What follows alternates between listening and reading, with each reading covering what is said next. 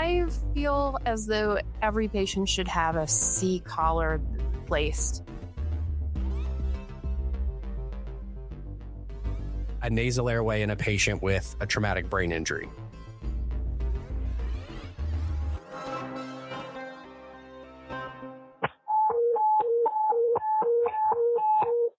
Engine 23 and Medic 23, Larpenteur Avenue West and Fry Street. Police on scene. Shooting. Stand by for police.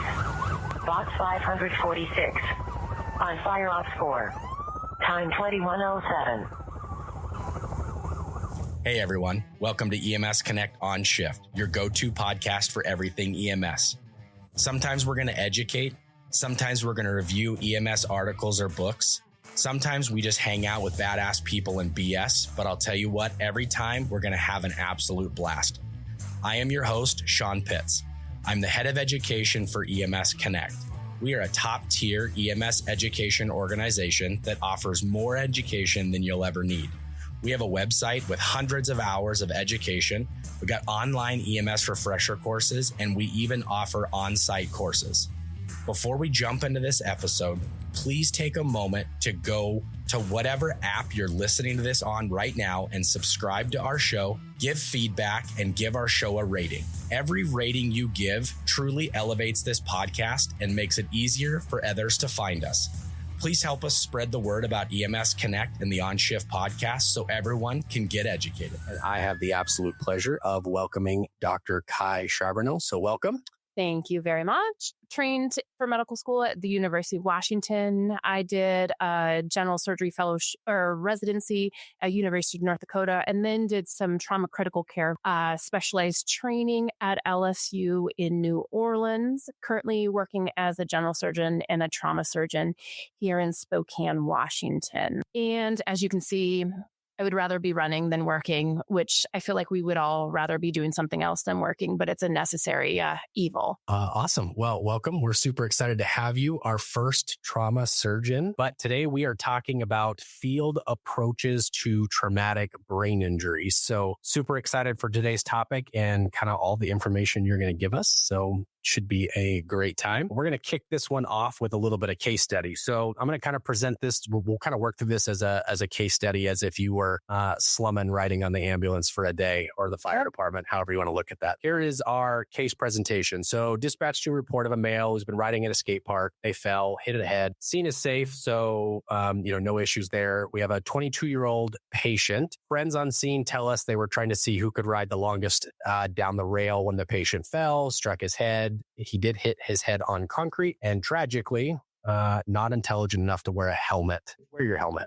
Wear a helmet. Even when you're inside, wear a helmet. Again, trauma and head trauma can happen in any location. So my boys know that they can't even ride their bikes or their scooters or do anything. Their new hoverboard has to have a helmet on. So just always wear your helmet. Get in the habit of it. I like it. So here's kind of our primary survey. We approach our patient. We got oozing of dark blood from the right side of the head, open fracture of the distal right radius and ulna, no real active exsanguating bleeding, got an open patent airway, no obstructions. Someone on the EMS side grabs manual inline stabilization. Breathing, we got increased breathing, 20 breaths per minute, lungs clear bilateral. Skin's pale, warm, and dry. We got a pulse of 100, SpO2 is 92%. We throw that end-tidal CO2 on. We got an end-tidal readout of 32. Patient's conscious, a little bit of confusion, GCS of 13. You can see the breakdown. Taking a look at our pupils, we got 3 millimeter, equal bilateral, a little bit of a sluggish response, and then just throwing it out there. Outside temperature, 78 degrees. So looking at this, Doc, is there anything really that's jumping out at you that looks, critical, not critical? You can see by definition, he's got a traumatic brain injury, whether that progresses to anything more, but anything lower than a GCS of 15 indicates that they've had some sort of brain injury, whether they pop back up to that 15 and that's going to be a very mild, or if they sort of progress down that de-escalation or slide down with their response, you need to be aware that a GCS of 13 is concerning anything less than 15. is concerning, and you need to follow along and see how they progress over time. So first question for everyone is, does this patient require spinal motion restriction? Again, locally, spinal motion restriction is the terminology we're now replacing cervical immobilization. So this is, maybe in your area, this means just a C-collar. Maybe in your area, this means C-collar and a backboard. But just right here, we'll just see if we got a need for spinal motion restriction. All right, so we got 92% of people say yes, 8% of people say no. Doc, do you want to talk about that real quick? What patients in the head injury realm should we be thinking kind of C-collar right out of the gate? Is there certain indications? I feel as though every patient should have a C-collar placed. I mean, this guy had a mechanism of injury where he fell from a height and he struck his head that causes sort of a potential whiplash, a potential trauma to that cervical spine. They should all be immobilized in this situation. When in doubt, always immobilize them. Again, the risk of not immobilizing these patients is too great that there's just no reason not to go ahead in any trauma patient unless they're like a gunshot wound or a stab wound, which is a different kind of trauma. But any blunt trauma, for the most part, should be immobilized. Okay, so what if this kid is, so let's change the scenario a little bit. He's up walking around, right? We get there, he wasn't wearing his helmet. He's got a GCS of, let's say it still is 13, but he's holding his head. He's said he's been wandering around or something like that. Does that change the need for the C-collar? Then you can do a quick physical exam and say, hey, any midline tenderness? If they're tender at all, then they get a collar. But again, if they're up walking around and they're sort of a GCS of 15, they don't have any concussive symptoms or traumatic brain injury kind of evidence, then you can do a quick exam. But otherwise, if he's laying on the ground and he's not fully with it, he gets a collar. All right, great. So here's kind of moving down a scenario. Secondary survey, we got a laceration to the right temporal region with a depression of the skull. Pupils, we got a 3 millimeter on the right. 3 millimeters on the left, 5 millimeters on the right. They're now non-reactive. Neck, great assessment here. No step off or pain was noted with cervical or when the cervical collar was applied. Chest seems to be pretty much atraumatic, abdomen atraumatic, pelvis atraumatic. The extremities, we do have that open fracture of the distal right radius ulna.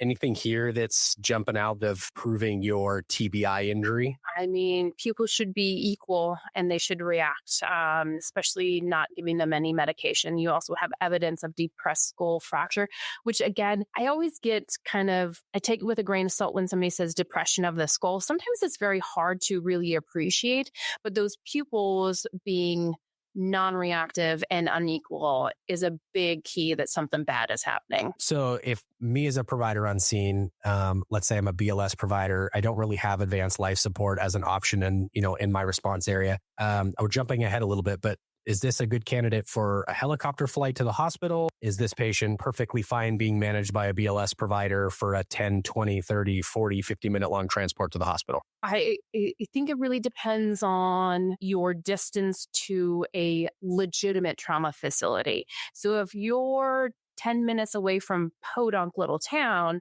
you're going to want a helicopter and you're going to want to go quick. If you're 10 minutes away in the ambulance from a trauma center, I would not futz around with doing anything else. So I think it's really key that you know where you're at, what is available to me quickly.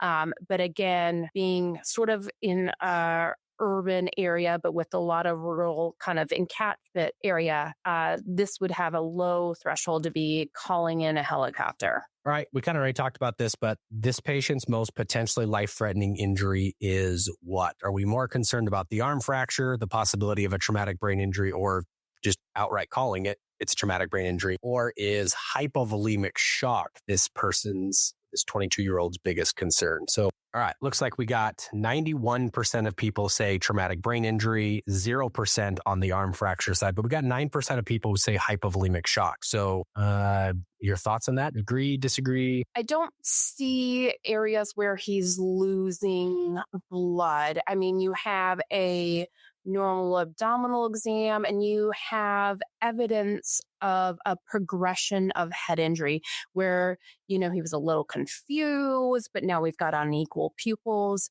And so I don't see that hypovolemic shock, especially can you get it sometimes, but the mechanism really isn't there either for a hypovolemic shock resulting in significant injury. Yeah, there's no long bone fractures, right? There's no real pelvic instability, no real abdominal distension. And you can hide abdominal injury. I mean, people can bleed out from their spleen.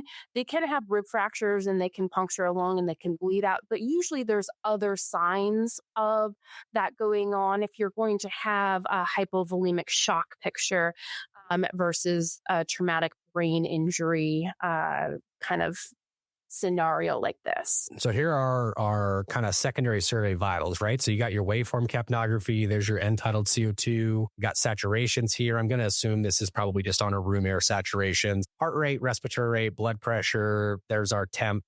Is anything jumping out here? I mean, you got the conversation of 22-year-old male, healthy enough to be skateboarding. Because it's a traumatic brain injury, you can start seeing some abnormalities. But I really feel as though none of these really, really jump out at you of holy crap, this is bad. Again, a 22-year-old with a heart rate of 56, not that big of a deal. I feel like my blood pressure, even though you've got a narrow pulse pressure, so you've got that high diastolic, he's pretty hypertensive. If I broke my arm and it was open fracture, I might be pretty darn hypertensive too. So, there's some abnormalities. His respiratory rate is a little bit low, which most of the time you're kind of having pain response. You're going to get a little bit more tachypnic. So there's little kind of abnormalities, but I don't feel as though this screams holy buckets, something bad is about to go down. Yeah, I agree. So looking at this, maybe you're keying in a couple of things. What is the most concerning findings about this patient's vitals? So is it heart rate, respiratory rate, blood pressure, SpO2, or, are you seeing that the heart rate, respiratory rate, and blood pressure are concerning? All right. So majority of people say concerning, 53% heart rate, respiratory rate, and blood pressure. Got a small percentage say just as SpO2 or just as blood pressure or just as respiratory rate or just as heart rate. But kind of everyone is taking a look at those combination. The cheater is, right, it's a head injury presentation. So of course you're going to be thinking, maybe you have Cushing's triad in your brain. And so you're kind of in the trap of looking down that road, but definitely something to kind of keep an eye on. Case progression wise, we're going to put this guy in spinal motion restriction. Supplemental oxygen is provided to him because his saturations are a little bit lower. If your agency is capable of doing so, some IV access. As you start down kind of that secondary survey, you kind of realize your patient's not really responding to you. Does your patient, right? Respiratory rate is 10. You got saturations of 90. Our patient's starting to lose consciousness. Does our patient at this time require assisted ventilations? So we'll kind of see what people think. And then I'm going to ask you a question about that assisted ventilations here in just a second. I think we're going to split people right down the middle with this one. It's going to be interesting to see what they think. Almost split half. So 51% of people say, I don't think it's needed at this time. 49% of people say yes. And it was back and forth. What do you think? I mean, does this guy need assisted ventilations? If you were riding on the ambulance for the day, would you recommend we assist this guy's ventilations right now? I do. Again, what you need to recognize is that this guy is showing progressive decline in his neurostatus. And so that really, he may be on that borderline, but this is not a patient that you want in the back of your truck as you're trying to transport him or calling in the helicopter waiting to get intubated. You are seeing a pattern that there is progressive decline. And we know that patients, when they have sort of a low GCS, that they're unable to protect their airway. And we know that in our algorithms, our primary survey is RA. And so if we see that somebody is not really protecting their airway, then I would say that you need to establish an airway in any means possible that you are able to do. Two questions for you then, right? And we'll just leave this slide up here. So this says, okay, case progression, the airway is maintained with a nasal airway and a bag valve mask, right? So my question for you is a nasal airway in a patient with a traumatic brain injury. Is that okay? Some providers might argue and say, well, my EMT class taught me that you couldn't put an NPA in a patient with head trauma. What is your thoughts on that? Or what is the science and knowledge and recommendation for that? I mean, the concern is that if you have a basilar skull fracture that you can kind of cause injury, that nasal airway is not going to go where it goes. I would say that an airway is more important in establishing it. And if that's the only way that you can do an airway, then that is necessary. If you have other tools, I would say I would probably use those other tools. An oral airway is going to be probably better than a nasal. But if you've got a nasal and you don't have somebody with a stable airway, you use what you got. Okay, I like it. So the second follow-up to that is, so bag valve mask, right? Obviously, using a bag valve mask, the justification here is his rate is low and his GCS is falling. Depending on science that you read or articles that you read, whether you're a trendy person and you read about hyperventilating, herniating patients or whatever the case might be, what is your thoughts on the trauma side of how are we going to ventilate this guy? Should it be a normal rate? Should it be a hyperventilation rate? Should absolutely be a normal rate. Absolutely. I mean, I feel like the literature would really support that you do a normal rate. And, there's been small studies that show mild hyperventilation is okay for a short period of time. But I feel as though kind of controlling what mild is and watching your PaO2, which is what the studies have shown, is that you really have to keep it between 28 and 35. And I feel like that's going to be difficult in a EMS scenario to say, oh, shoot, we're kind of overshooting that. And so I would say the easiest way and the most beneficial for this patient is going to be keeping them at a normal rate and not hyperventilating them at all. This guy, we get him to the hospital, right? Normal ventilatory rate. We drop an NPA. We get him to the hospital. If you've got some extra time, maybe you stabilize the arm fracture. Maybe you just leave it stabilized on the backboard. We get to the hospital. We miraculously go to a level 1 trauma center. How great that must be. I don't know what that world is. They do a head CT. They realize he's got a large epidural hematoma. So this is me pass off to you, right? I give you this 22-year-old male. He's skateboarding. This is what we have. So talk to me real quick, kind of what does the treatment look like for this kid as you receive him? And what things do we do that makes your life harder or makes your life easier on the trauma surgery side for this case specifically? So IV access for this guy is going to be always so nice. Usually these 22-year-olds, they've got like these big beefy veins and you can get some IV access because again, those are going to be those interventions that we're going to want to start sooner. Again, this kid has herniation physiology where this is a severe brain injury. And as much as I want to, give him medications to bring down that cerebral edema or whatnot, it really is about getting him to the CT scanner to see what is going on and how we need to proceed with this. So really IV access for the EMS providers. And then there's different medications that we can give to sort of decrease the brain swelling, decrease progression of bleeding or anything depending on what we see. But really for an epidural hematoma, it's calling my neurosurgery partners and saying, hey, he needs to go to the OR and he needs to go now. Very surprisingly with these patients with these epidural hematomas, how they're so obtunded, so comatose. And then the next day you'll see them if you get to them early enough and they're like talking to you. And I know you're gonna talk a little bit about the epidurals and subdurals. Let's say you have the person who wants to nerd out, okay, right? So the nerd says, how do I call the epidural hematoma with this guy's presentation? Was there dead giveaways that makes it an epidural versus subdural hematoma, or just luck of the draw? So this kid is actually a little bit of a classic presentation of an epidural hematoma where you have basically a head injury, you have some loss of consciousness or some obtundedness, then have a lucid period. I would say the GCS of 13 is a pretty lucid period. And then you have this precipitative drop in their GCS with complete loss of consciousness. You saw that he had those unequal pupils, and that's very much your like lateralized sign that this is an epidural, is that kind of loss of consciousness from the direct blow. They're awake, they're lucid, and then they kind of drop off. And that's your classic presentation of an epidural hematoma. Perfect. And I know we circle back to that, but it was just kind of if someone wanted to kind of grab that as we go out. So awesome. That will kind of, the case scenario kind of ends right there. This is kind of just pulling what people think is the most common cause of trauma death. So read that very, very carefully. And then you get to kick off on all the wonderful stuff. But what is the most common cause of trauma death? A, traumatic brain injury. B, hemorrhage. C, thoracic trauma. Or D, long bone fractures. Kind of misleading in the fact that this is a TBI presentation. You all fail if you get it wrong. Oh, no. Just kidding.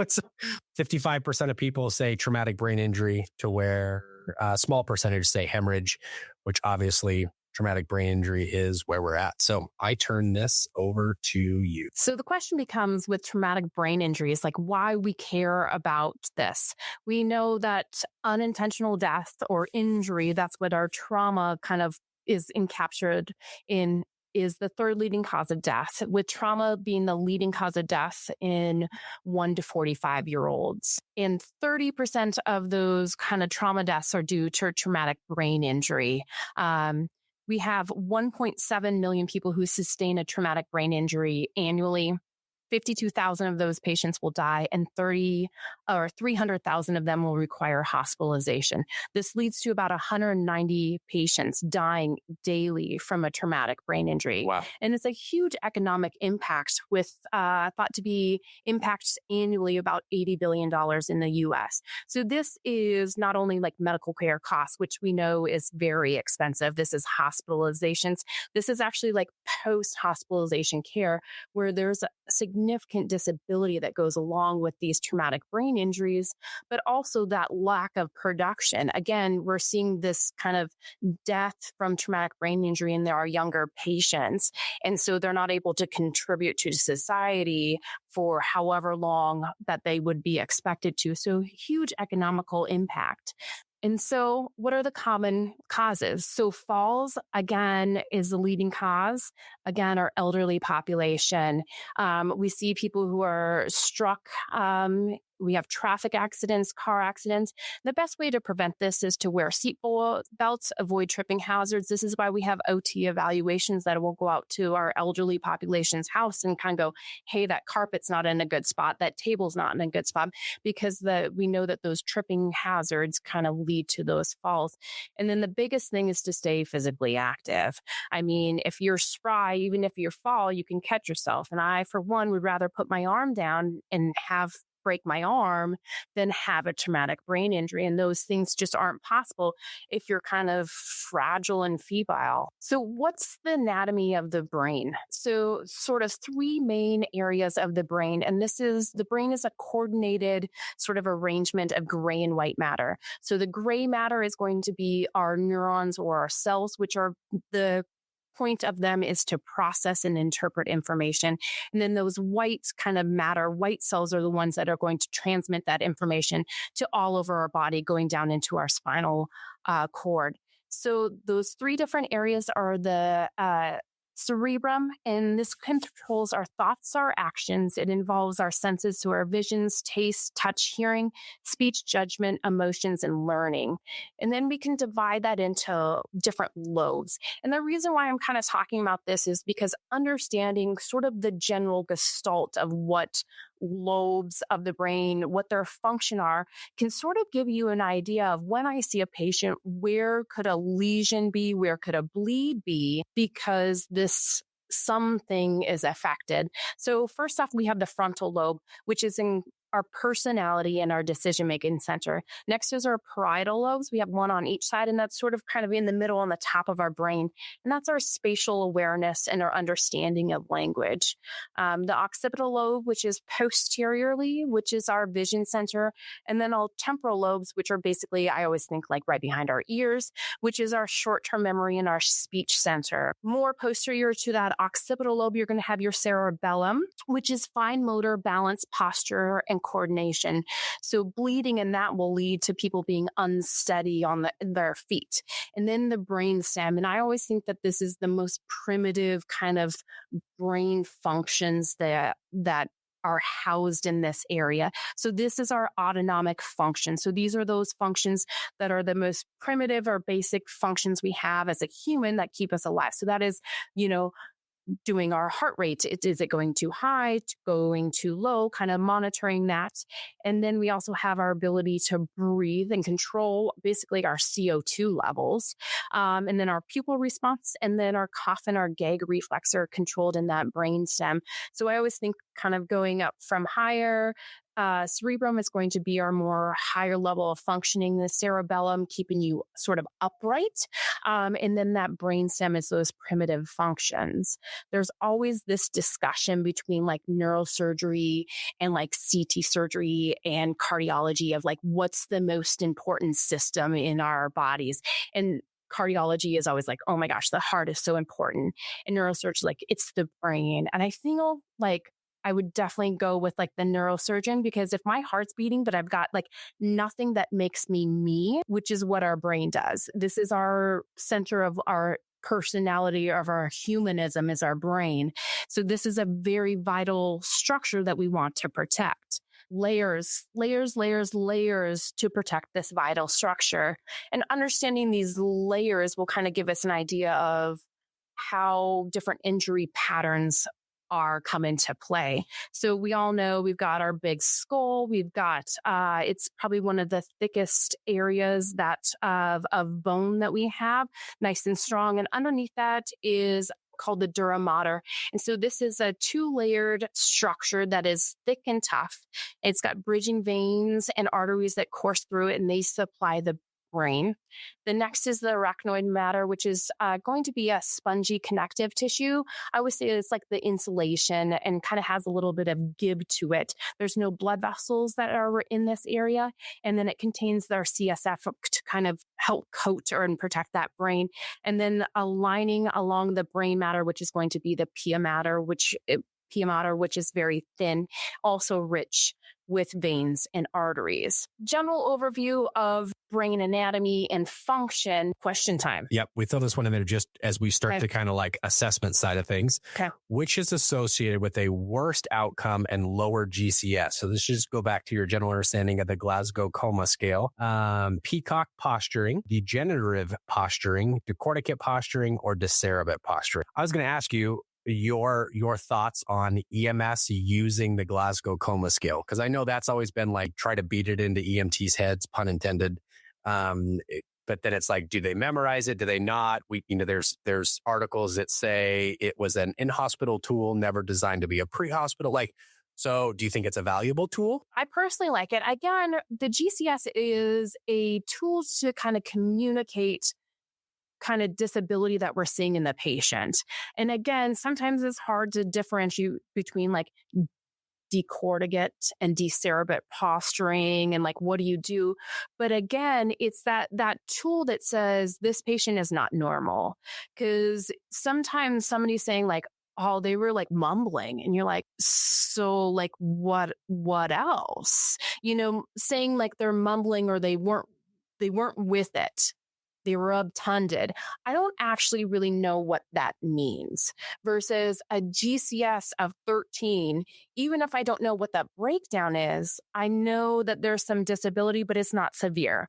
But if you say they were GCS of 5, I'm like, holy buckets. Okay, this is potentially bad. And again, people can fluctuate through that, but I think it is vitally important that you guys understand that GCS scoring. Yep. And I think it's also when you're taking GCS, take into the fact, like, let's make sure we're correcting hypoxia. Let's make sure drugs or alcohol are not a factor affecting that GCS. And then for God's sakes, check a sugar, right? Let's make sure that the unconscious skateboarder is not a diabetic. And that's why he's unconscious with a GCS of 13. This one's pretty, it kind of split. 49% say decerebrate is the lowest. And then we got 40% saying decorticate is the lowest. So the correct answer, of course, would be decerebrate. So what is the GCS scoring? So it's made up of eyes, verbal, and motor. And they basically have a scoring system from 1 to up to kind of the highest. So for eyes, I always find that for doing a GCS score, sort of the first thing I do with a patient is ask like, hey, what's your name?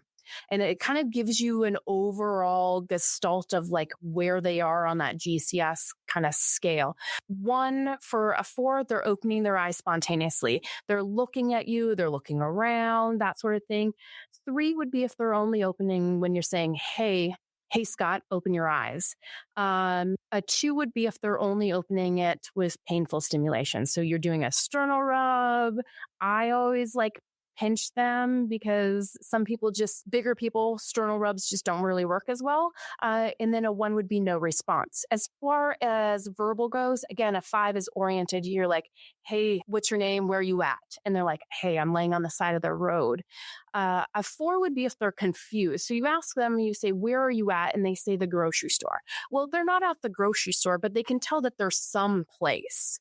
And so that's kind of the differentiation between inappropriate, where you're like, where are you at? And they say purple. And you're like, that there's no context in which that makes sense. And that would be a 3 where it's just inappropriate. A 2 would be if they're just mumbling or moaning, or so there's some sort of vocalization there, but it's incomprehensible. And then a 1, obviously, if they're not doing anything. Motor is a 6 if they're obeying and they're following your commands. A 5 would be if they're localizing to pain. And the way I differentiate localizing to pain and then withdrawing to pain is, so if I pinch your arm, if your other arm comes across your body and tries to move away that painful stimulation, that is localizing to pain. If I do a sternal rub and you're just trying to move back into that board, into the ground, and move away from that stimulation, that's a withdrawal to pain for stimulation. So I feel like the differentiation between a 5, which is localizing to pain, and a 4, withdrawing to pain, is sometimes difficult to differentiate, but it is. I find like 1 is an active motion to get a painful stimulation away versus just kind of moving, kind of withdrawing to that painful stimulation. And then sort of like we talked about that decorticate versus decerebate posturing. So this is most pronounced in those upper extremities. And again, some patients can have decorticate and decerebate posturing, and you're going to give them the higher score. So if they are flexing, which is really in those upper extremities, they're going to bend their elbows, they're going to bring those arms kind of towards their core. That's that decorticate posturing. And then decerebate is going to be that extensor posturing, which is most pronounced in those upper extremities. And then motor, if they are not doing anything, it's a 1. And then again, you'll see this sometimes. A T means if they're tubed. So we always get, well, they're a GCS something, but if they're tubed, you can't get a verbal response from them. So you got to be mindful of that, communicating that you're going to get a 1 if you got a tube in your throat, because you can't vocalize. And then we can classify TBIs into mild, moderate, and severe. And this is more not necessarily for the EMS providers per se, but this is more for a prognostic kind of where should we go from here type of a thing. So a mild TBI is going to be a GCS of 14 to 15 without CT scan evidence of injury or any sort of bleed. There is some literature which will put a 13 into that mild category, but they're really seeing that sort of the long-term effects kind of more are classified into that moderate category. And that's that 9 to a 13. And then a severe is a less than 9 or so 8 or below. And we know that lasting disability kind of increases as we kind of move down that severity scale. So 10% of patients, even with a mild TBI, will have some long-lasting disability, whether that's headaches every day, where they just feel like they're kind of brain fog, cognition. Those sorts of things can be seen in 10% of patients, even without CT scan evidence of any injury. In a moderate TBI, 60% of those patients will have long-term disability. And in those severe TBIs, 100% of them will never be back to their baseline normal. So looking at this, right, I know, a newer paramedic or maybe just a paramedic with not a ton of experience or lots of patient contacts might be reluctant to take someone's airway, right? So at what point in the field should that paramedic be thinking, I have to make that step to, we got an OSI or RSI and take away this patient's airway. Is there a spot on this classification? Is it more of like patient presentation? So Where does that come in? obviously, if they're not protecting their airway, you're taking their airway, no matter what their GCS is. So if they're a polytrauma, their face is smashed and they've got evidence of a TBI, establishing an airway is going to be in your best benefits. And then anybody with a GCS less than 8, anybody who's got that severe TBI where they're obtunded, again, we're seeing evidence of severe brain dysregulation with those TBIs and the ability to protect their airway. So that brainstem function, which is that cough, that gag, and those kind of autoregulation factors start being affected. And so you want to establish an airway in those patients. This is beyond the EMS kind of scope of things, because again, you're swooping them from the scene, but just seeing what the different injury patterns that you can have. So you can have an intraparenchymal hemorrhage, which is the top sort of middle. And I always think of that as like bruising or bleeding within the parenchyma of the brain. And this is where the presentation will depend on the location of that bleed. So if they've got a frontal lesion that's bleeding or frontal hematoma, personality changes. If it's in that occipital, they're going to complain about vision changes or speech or comprehension, depending on if it's that temporal or parietal lobes. And then next, you can have a subarachnoid hemorrhage, which is the sort of first top picture, where it's bleeding in the thin layers lining the brain. And you basically can see the outline of the gyrus of the brain. So it kind of goes into those crevices. Most commonly, this is people like, oh my gosh, I have a terrible, terrible headache and it's just getting worse and it's not getting better. And so having that suspicion or kind of that idea of like, they may be chit-chatting with you, but if they're complaining of a really, really bad headache after a head injury, that needs evaluation more than just, hey, you can go home and sleep it off. That headache will get better. You just kind of knocked your noggin. That subdural hematoma is going to be due, which is the bottom first picture. So that kind of transverses over the entire hemisphere of the brain, and that's due to a tear in the bridging veins. And this also is a headache that gets progressively worse with then loss of consciousness. Again, you can see that midline shift. And so you're shifting your entire brain over, but then you're also going to be pushing it down. And so you're going to start seeing that autonomic kind of disassociation where you can start seeing those heart rates going down, that blood pressure going up. And so that's that recognition of like, oh, shoot, something bad's going on here. And then the epidural is going to be on that far side with the arrow there, which is like our skateboarder had. So this guy had a bleed, which is an arterial bleed between the sort of skull and the dura mater. And this is, like we talked about, this is that I have an injury, have a brief loss of consciousness, and then I'm lucid. I mean, I'm pretty with it, maybe a little bit confused. And then you have progressive loss of consciousness and then brain declining defunction. And so this is one of those things, like, not that none of them are an emergency, but this is like a surgical emergency for this patient. And then the last kind of injury pattern we can see is a diffuse axonal injury. And I always liken this to like a shaken egg. So this is where you lose the distinction from the gray and white matter. So that organization of how to take those neurons and go send their kind of messages down that white matter, you basically shake and you scramble this. And this is due to rapid shifts or kind of acceleration, deceleration that you get, resulting in that axonal shear injury. Just another sort of character depiction of the different kind of bleeds that you can see. As EMS, our job is not really to be diagnosing these in the field, obviously. But if I'm looking at, you explained the skateboarder, right? The epidural bleed of, we have a head injury, we have a loss of consciousness, then we have a lucid period, and then kind of the decline. What about which one of these is the danger to 22-year-old male involved in a motor vehicle collision? It's 2 a.m. Law enforcement thinks he might be intoxicated. We don't really know. Did he lose consciousness at the steering wheel? We're not really sure. And the police officer's going, I mean, can we just take him to jail, or does he need to go to the hospital? Which one of these is, listen, he needs to be evaluated because this is a possibility? Like, he doesn't really fit the epidural. It's always those like, I have a headache. I mean, you always have to, I always ask when people say, I'm thinking about sending this person home. And I think one of those things you need to ask yourself is this, I always say, this might be mean, is this a citizen?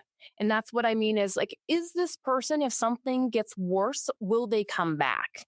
And I feel like that always needs to play a role in, is this person responsible enough, with it enough that if they get worse, they will come back. That's good. And that's what I always ask myself. And, these intraparenchymal hemorrhage, this subarachnoid hemorrhage, for the most part, if they're alert and oriented and that sort of thing, are a little bit of a meh.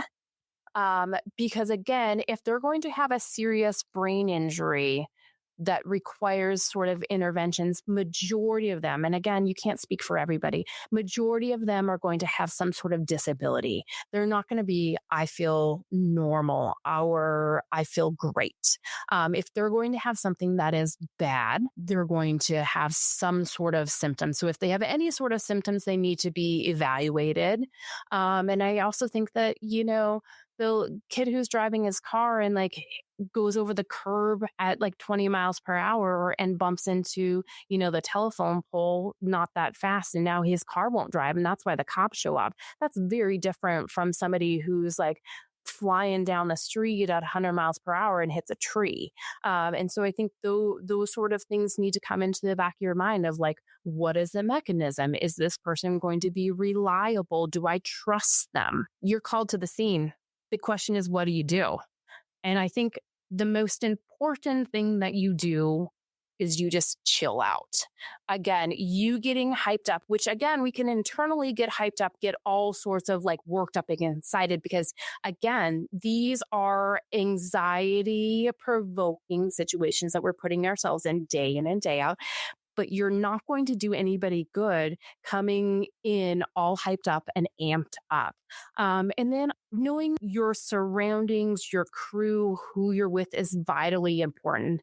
Again, a little bit different for me, but whenever I get called to a trauma, I'm always asking, those basic questions. What is the trauma? Again, kind of having that idea of what am I walking into? And then I always kind of want to know, who's the ER doc on? And I'm sure as EMS providers, if I'm working with, Brian gets so amped up, I just got to make him relax. Or so-and-so is really good at X, Y, or Z. I'm not as good at this. Really knowing what your strengths and weaknesses are going to be important. And then kind of having I feel like you need to have an algorithm when you show up of, okay, we're getting called out to a motor vehicle crash with a lot of damage and there's intrusion and that sort of thing. Knowing, okay, what do we typically see in these situations? What do I need to have prepared? For me, if I know, a patient is coming in and you tell me he's hypotensive, well, I'm getting the trauma blood in the room. I'm getting the Belmont, which is going to transfuse the blood. I'm getting it primed and ready because you told me they're hypotensive. I would rather waste that little bit of blood and have it already than delay care. If EMS says, they've got absent breath sounds and they're hypoxic, I'm getting a chest tube out and I'm having everything ready to go. And so I think as EMS providers, knowing what tools and tricks you have available to you, what are you good at? What are you not? I remember like in med school, you had to start IVs. Some people were really good at it. Some people weren't. And if you're not good at that, but your partner who's with you is good at IVs, why would you not being good? Why would you be the one that would do this when somebody else is better? So I really think that you need to know like who your crew is, what are your strengths and weaknesses, what do we typically anticipate or run into, or what could we, so that we can be prepared and we're not delaying things. We all know ABC's primary assessment, and our primary assessment or primary survey is about allowing for potential survival in those life or limb situations. So again, I alluded to my favorite thing to do to kind of get a gestalt of how a patient is doing is just asking their name. Again, it's going to provide you vital information about, okay, is their airway intact? Can they say their name? Can they say their name, but they're sort of gasping and they're short of breath? Those sorts of things. also sort of goes into that disability thing. Are they looking at you when they're answering that question? So I always think if the patient is sort of alert, asking, hey, what's your name? Walking up, also is sort of a calming present to them. So airway, we can do the positioning, we can do suctioning. We sort of establish that airway before we move on. Breathing is going to be looking at their respiratory rate, looking at their chest rise. Is there some asymmetry? What are their SATs? That sort of thing. And then again, how do we intervene and do anything? So positioning of the patient, and then potential, putting on some supplemental oxygen. Breathing, I always like to talk about needle decompression, which some providers are able to do and some are not. So just understanding what your capabilities are. So for some people, if this is not pertinent to you, you can just sort of check out for a little bit. But the question becomes, if you see somebody with an asymmetrical chest rise or you don't have good breath sounds, should you do a needle decompression? ATLS sort of teaches you do needle in the fifth intercostal space in the mid-axillary line. But we as Americans have more overweight and obese patients. What are we actually able to? So there's this new kind of teaching that we do it in the second intercostal space, in the mid-clavicular line, and those sorts of things. I will caution you, very, very, very low success rate.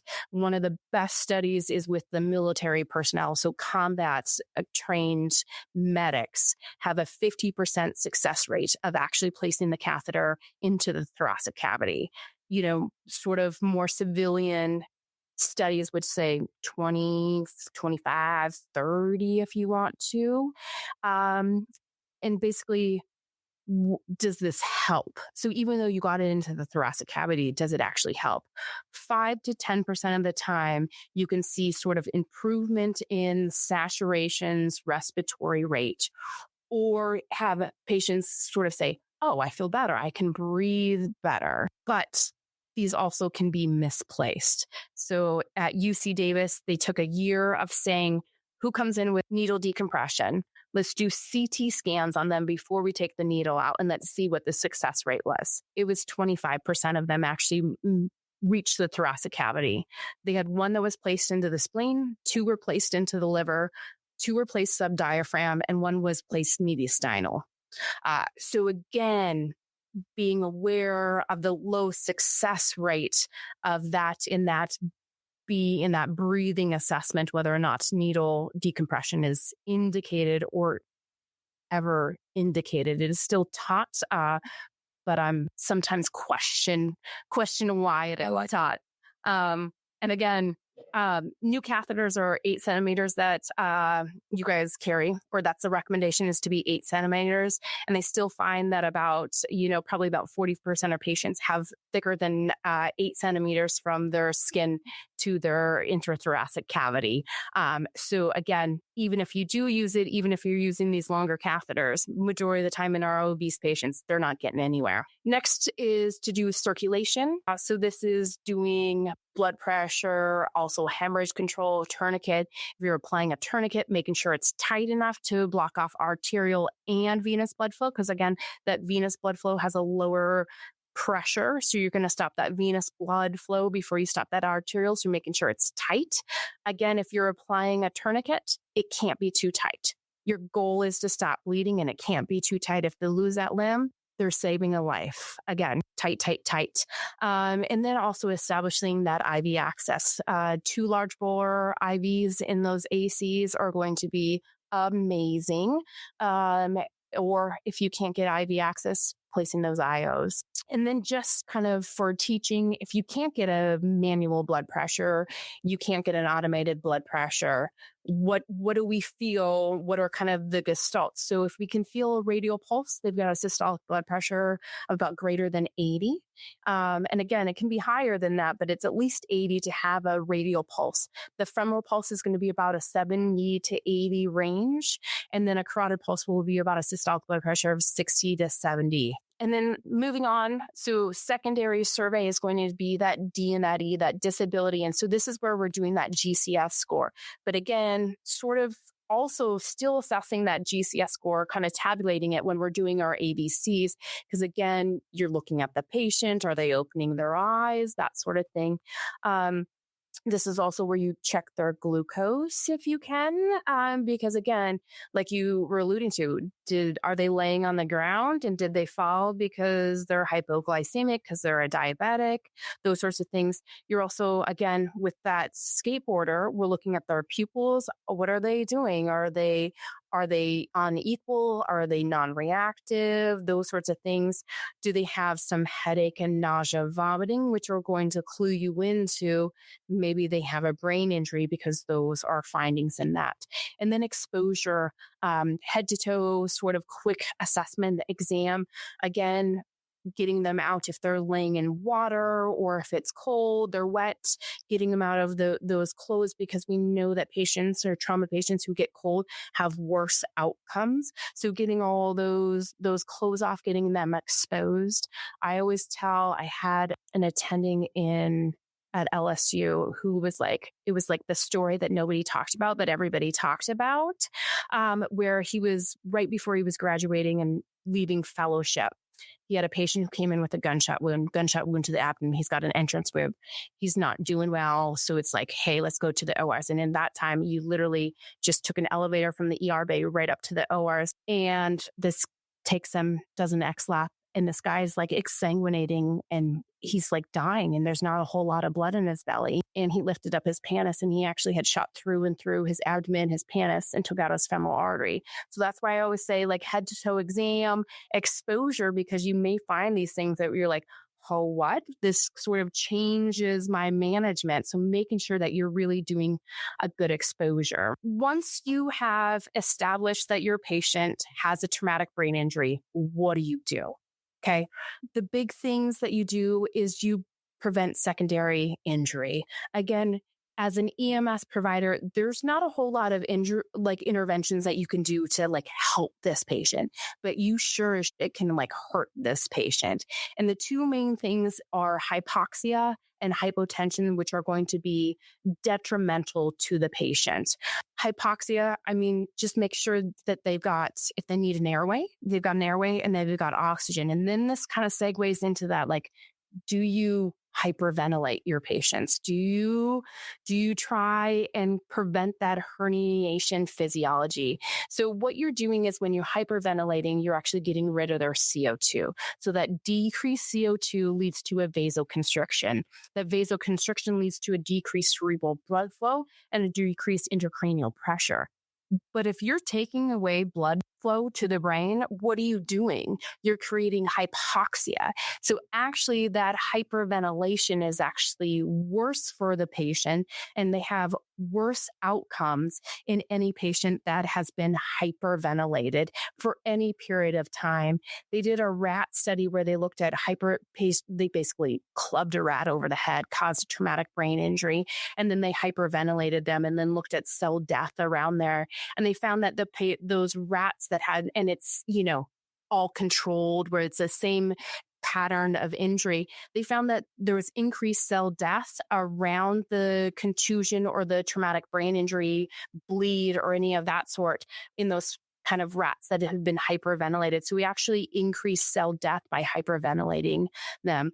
And I do put in that caveat that there is some literature that says small, short, we're talking like 10 to 15 minutes of dropping their PO2 down to like 28 to 35 when your normal is like 35 to 48. I just feel like that is too much kind of monitoring and watching to see, okay, what rate do I put them on that I can drop it down to that level and stay that level without dropping it too much, that it's just not kind of anything that is good for a trauma patient. And especially when you're transporting him and them and you're trying to do so many other things. Well, we don't have that option of measuring that. And my count to 6 is slower or faster than your count to 6. So too many variables to allow us to be able to do something that calculated. How that's kind of narrow range to make it okay. And then hypotension. We know that patients who have a systolic traumatic brain injury, patients with a systolic blood pressure less than 90, this triples their risk of death. If it's less than 100, then it doubles their risk of their death. And then the question becomes, do you just give them any fluids? Do you give them whatever you have? And traumatic brain injury patients, suspected ones, should always have normal saline for their fluid resuscitation. So even though LR is a lot of times what's written in ATLS, if they've got a suspected brain injury, it should be normal saline, because that LR is at its baseline is mildly hypotonic. So with a sodium of 132 and that chloride of 113, it's hypotonic compared to our serum. And so you still get kind of worsening cerebral edema. And then we can go into sort of like this, there's a trial called the SAFE trial, which is saline versus albumin fluid resuscitation. And what they did is, this was in New Zealand and in Australia, they randomized all patients in the ICU to receive saline or to receive albumin, and they looked at outcomes. And we're talking all-comer patients, not just trauma patients. But they gave them saline or albumin. They looked at, MI, pulmonary edema, any of those things. And they found that in mortality, they found that there was no difference between these patients. But then they did subgroup analysis of that. So then they took all those trauma patients and they found, well, it wasn't statistically significant. Those patients who received albumin actually trended towards poor outcomes. And then they took the traumatic brain injury and they actually found that it was a 4-fold increase in mortality in those patients who received albumin for resuscitation. So no albumin should ever be given to a patient in traumatic brain injury. And for the EMS providers, I don't think you guys carry albumin because it's freaking expensive. But again, it's that knowledge of, you guys are also going to podunk little towns to transport traumatic brain injury patients to X, Y, or Z, and understanding that, if you see albumin hanging, being able to question that and say, hey, I don't think we should do that. That's where that knowledge base should come into play. Or if you see LRK, hey, do we have any normal saline that we can take with that patient? And then this is probably beyond the scope of practice, but it may start coming into kind of transport of crash kind of analysis. Studies were done initially on corticosteroids in severe traumatic brain injury, and then they kind of make more studies up. So the CRASH 3 study was actually randomizing severe TBI patients to receive TXA. And they randomized them into receiving TXA right away or not.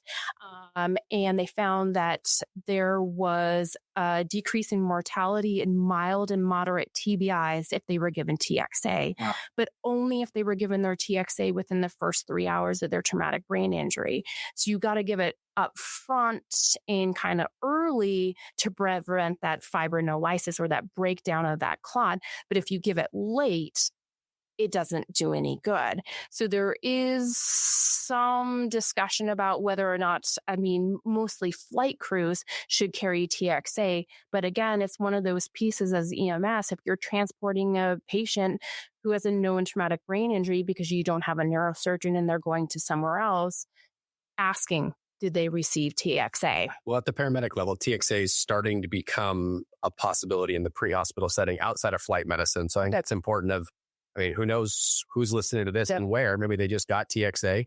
Now it's important to realize that TXA is not the magic trauma med, right? There are time and a place and injuries. And yes, but I feel like TXA is one of the most underutilized medications ever. And I feel like if you're going to carry one medication, because again, blood is not possible to be carrying on EMS. If you had one medication that is potential to be a little bit of a game changer, TXA.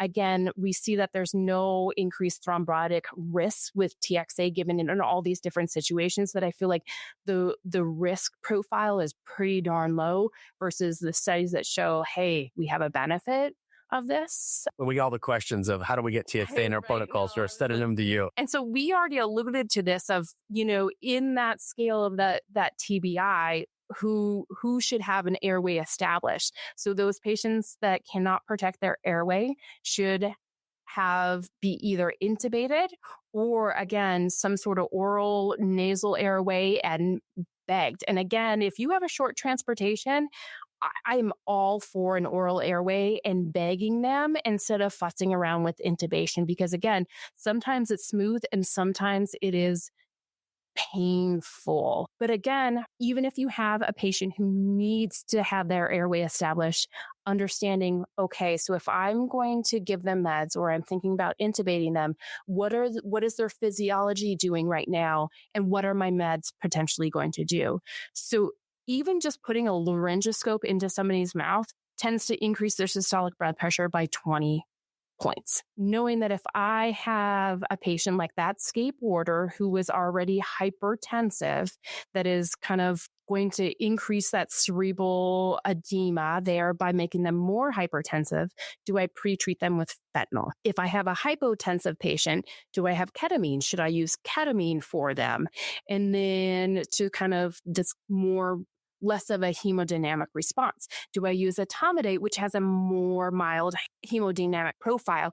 There's some studies that like, does succinylcholine increase ICP? Should we be using it in any head injury?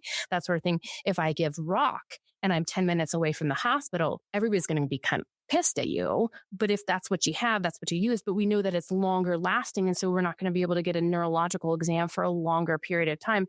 So I think knowing the hemodynamic profiles of your patients and what the drugs potentially do is important for those EMS providers. How do you transport the patient? And does it matter? In trauma, we talk about this golden hour where, within 60 minutes, we can potentially life-saving. And if we don't get them within 60 minutes, then all hell's going to break loose and they're all going to die. And this was really a work done out of Dallas at UT Southwest, where they had a higher percentage of penetrating trauma. And so we know that penetrating trauma, quicker you get to penetrating trauma, the less morbidity and mortality they experience. But again, that kind of blunt trauma thing is more nebulous. And so multiple studies have looked at kind of transport times. It's not as though you can do a randomized controlled trial of this. You can't say, on Tuesdays and Thursdays, we're going to take 30 minutes to transport somebody. But on Wednesdays and Fridays, we're going to take 60 minutes. Like, you can't do any randomized control. So you can only do retrospective, where you look at your, who came to your level 1 trauma center and how did they arrive and what happened. The initial studies thought that a longer transport time would be longer mortality.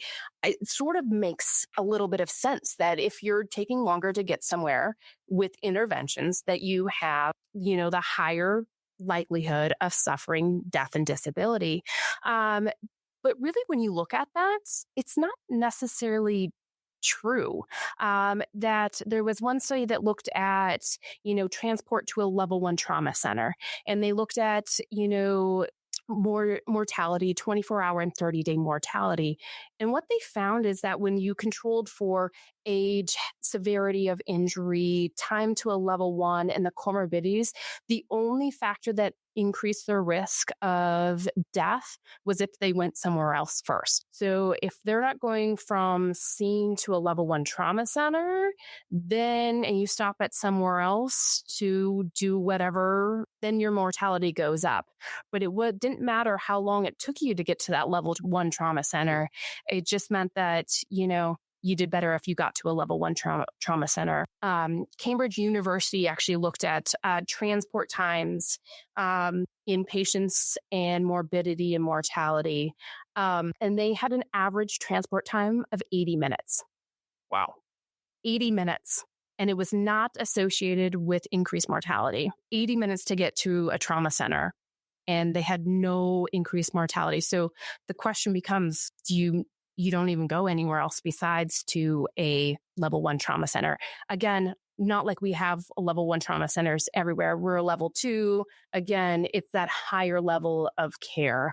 It's just that level 1 trauma centers have to do research. So this is what they do. Gotcha. And then there was a new article in 2022 from the Journal of Trauma that looked at sort of pre-hospital setting and then hospital setting and looked at, transport times.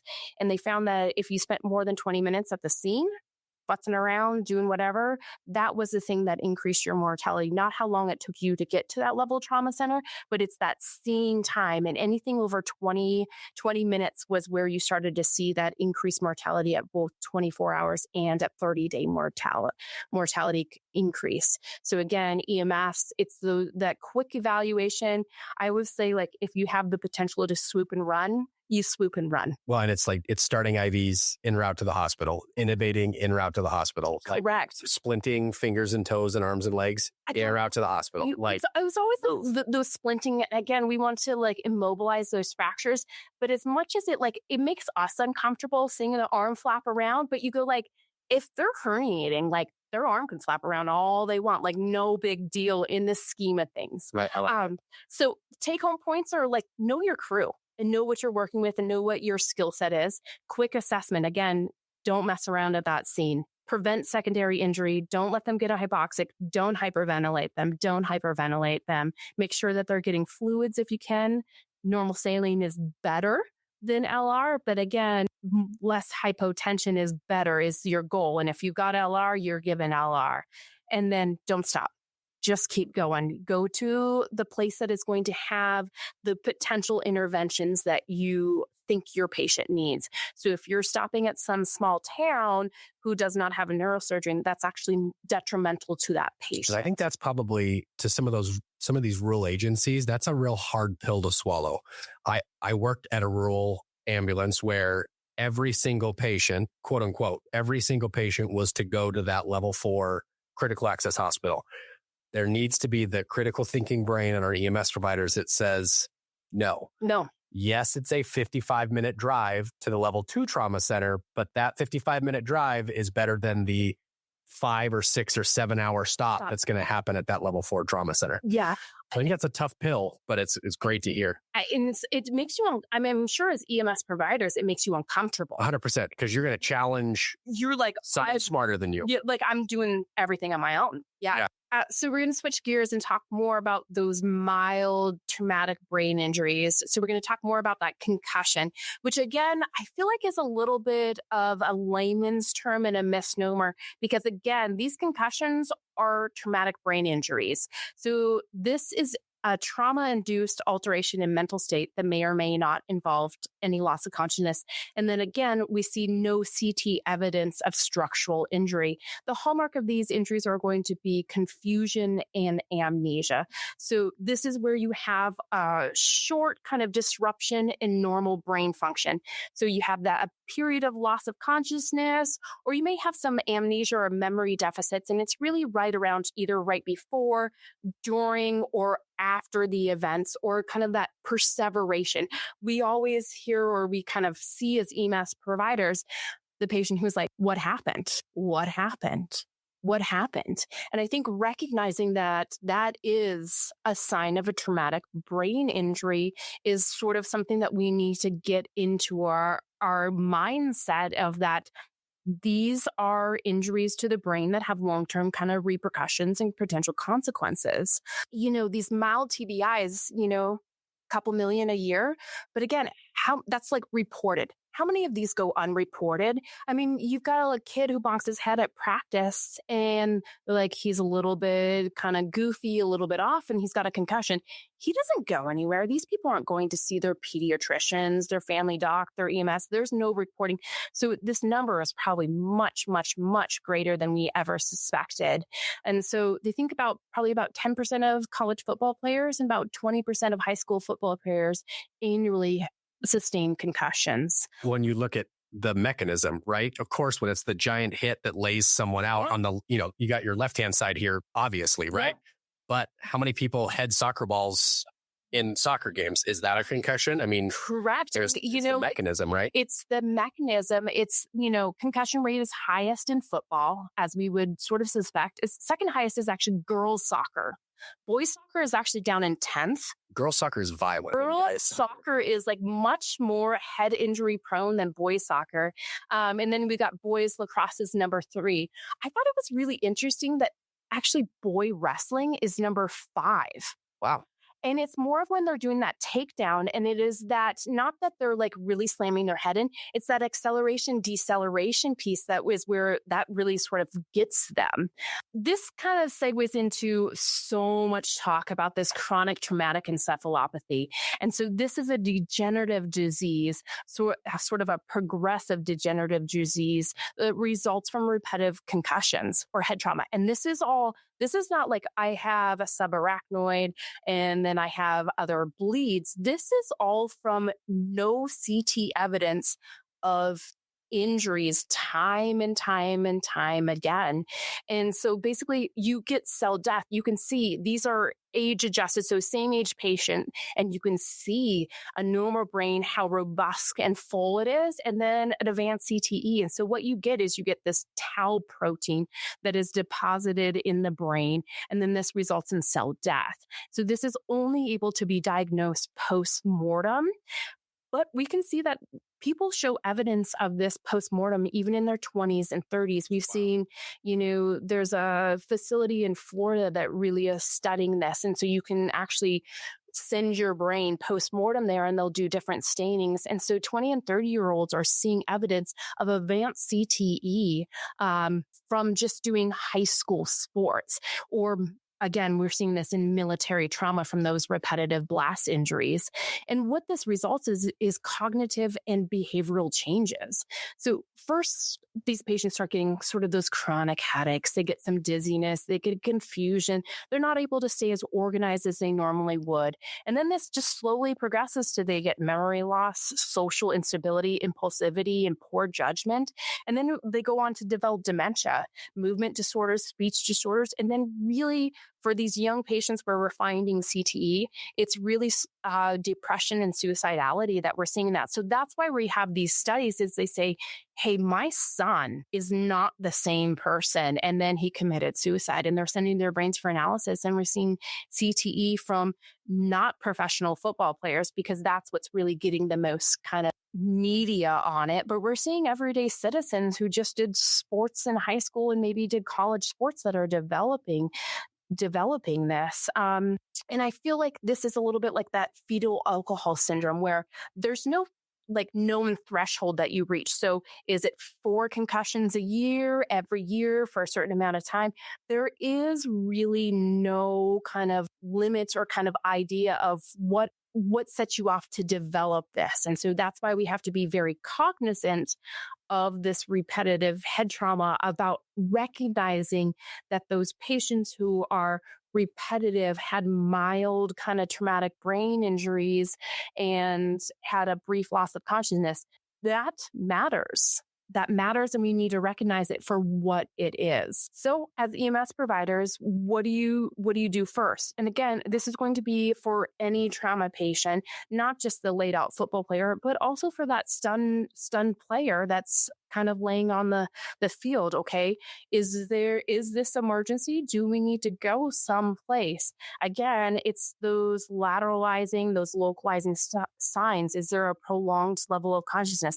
If they're out for a minute or two, they're not hanging out. They're not getting up and walking off the field and going to watch the rest of the game. In my mind, like there's no reason why that should ever occur. And as EMS, it might put you in an uncomfortable position where they're like, no, I'm fine. And I think you need to stand firm and be like, but you potentially might not be fine. Well, and then it's the coaches and the parents that come down and say, wait a second, this is the last game of their senior year. What do you mean they're done playing? Correct. Like, it's like, it is standing there saying, and it's really hard because I really think that if there was this collective idea that a concussion is a traumatic brain injury, that may change the mindset. Because for me, your kid is not going pro. Your kid is not going pro. Yeah. This is not a make or break deal. This is a high school sport. This is a college sport. but these are long-term repercussions that potentially could happen.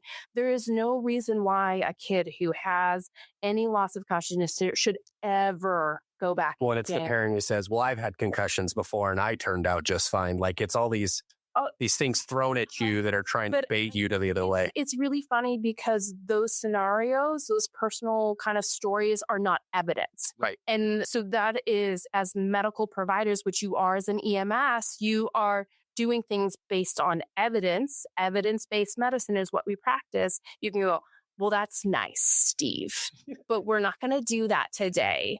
And it's going to put you in those uncomfortable positions because that's also like your neighbor as an EMS, like that's your neighbor who's getting up in your face and getting hot because their son is the star quarterback or whatever and wants to play. But I think understanding that, this is kind of a big deal. It's a concussion, it's a traumatic brain injury, and that there are stepwise kind of progression and how you kind of return to these areas that is not just you as an EMS provider saying like, hey, you shouldn't play.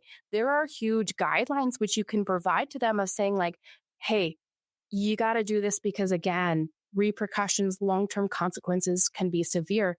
So you sustain a concussion. So you do a header, you get hit with the ball, you go to catch the ball from baseball, it hits you in the face, what supposedly happens. You're having that acceleration, deceleration injury, or you're having kind of that transfer of kinetic injury, which is more of that military blast. So how, after you sustain this, how do you get back into life?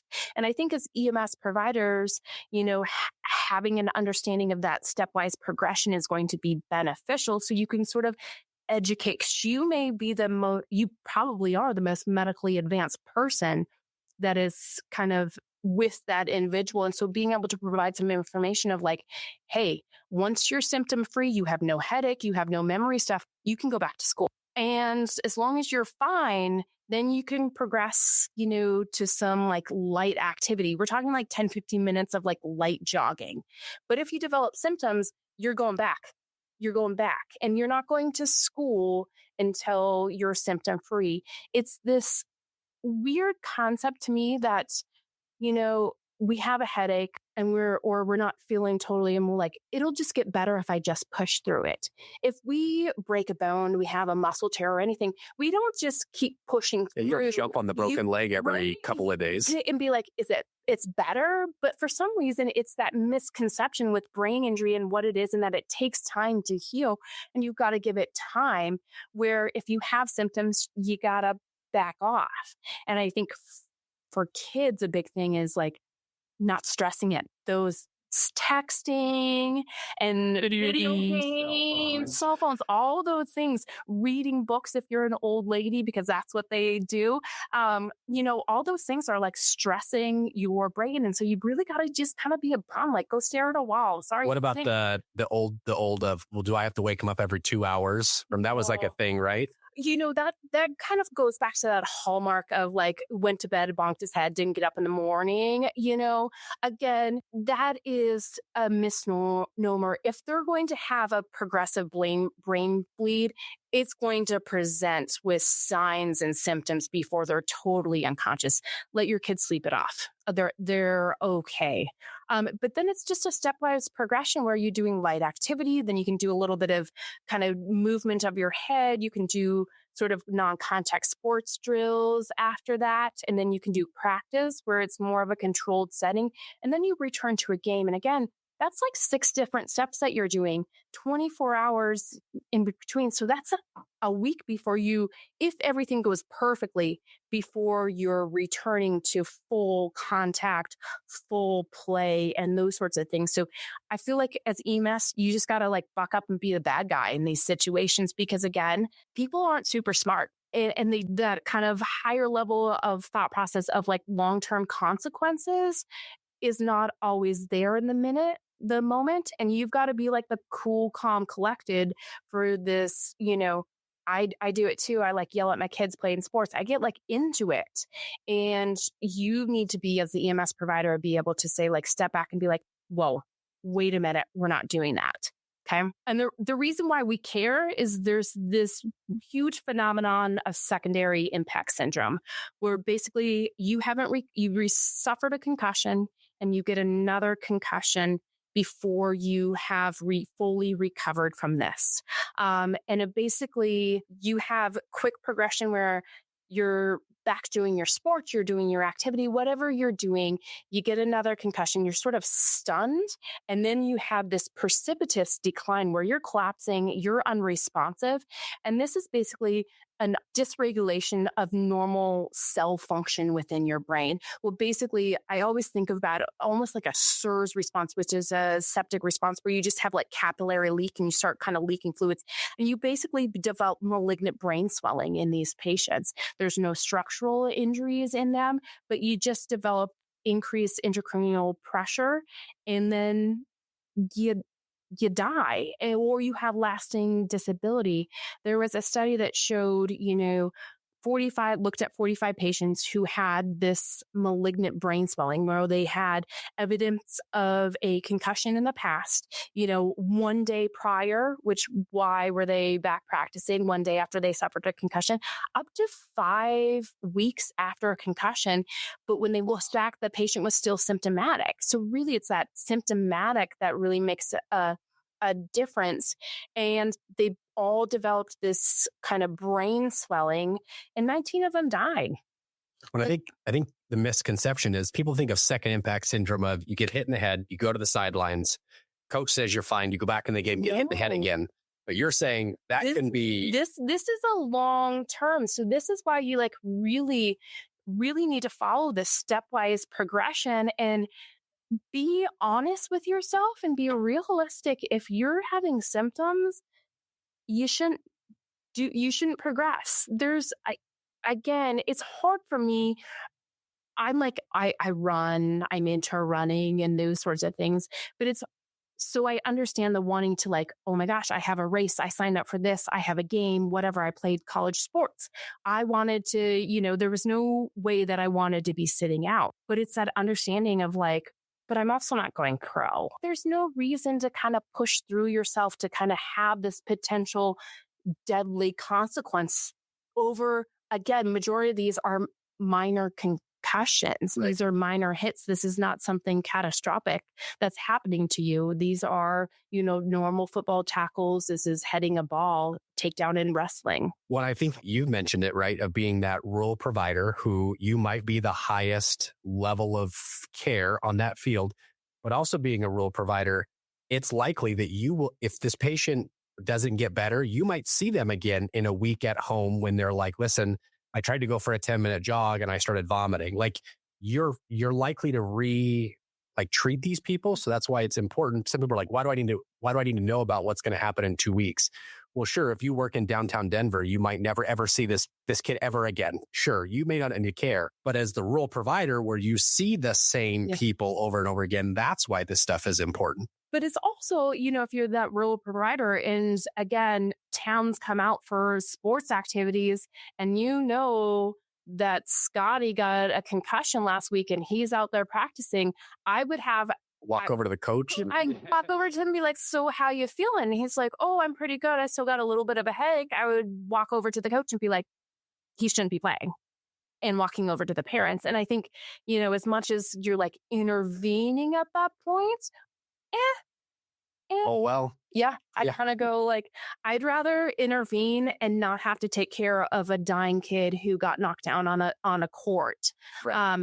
Because again, there's really nothing, you support them, but there's nothing EMS, you can put an airway in, but there's nothing you really can do for any of this besides give it time. And they're either going to die or they're going to get better, but they're never going to get to the point where Scotty's back playing basketball again. Right. Well, I think it's important of, what, if I'm wrong, then have a doctor tell me I'm wrong. It's not going to be the coach. It's not going to be the parent.